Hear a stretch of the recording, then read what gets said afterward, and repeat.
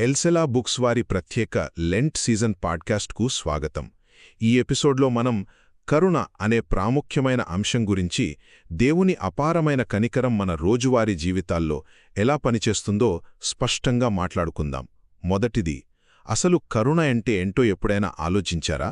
వాస్తవానికి మనం చేసిన తప్పులకి మనకు రావలసిన శిక్ష నుండి, వినాశనం నుండి దేవుడు తన కనికరంతో మనల్ని తప్పించడమే కరుణ. మనం బలహీనులమైపోయినప్పుడు కూడా దేవుడు తన నిబంధనను బట్టి మనల్ని ఏమాత్రం విడిచిపెట్టకుండా మనపై తన అపారమైన కరుణను చూపిస్తాడు. ఇక రెండవది, దేవుని కనికరం ఏదో నిన్నటితో ముగిసిపోయేది కాదండి. అది అనుదినం నూతనంగా పుడుతుంది. అవును, మన గతాన్ని బట్టి కాకుండా ఆయనకున్న ఎడదగని కనికరాన్ని బట్టే ఆయన మనల్ని ప్రతిరోజూ సజీవులుగా ఉంచుతున్నాడు. చివరగా, దేవుని కనికరం ఎప్పుడూ కూడా తీర్పుని మించి పనిచేస్తోంది.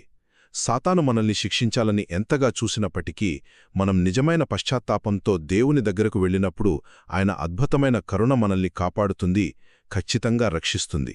ఒక్క మాటలో చెప్పాలంటే, దేవుని కరుణ అనేది మనల్ని శిక్ష నుండి తప్పించి, మన గతాన్ని పక్కనబెట్టి ప్రతిరోజూ మనకొక నూతన జీవాన్ని ప్రసాదించే అద్భుతమైన కృప.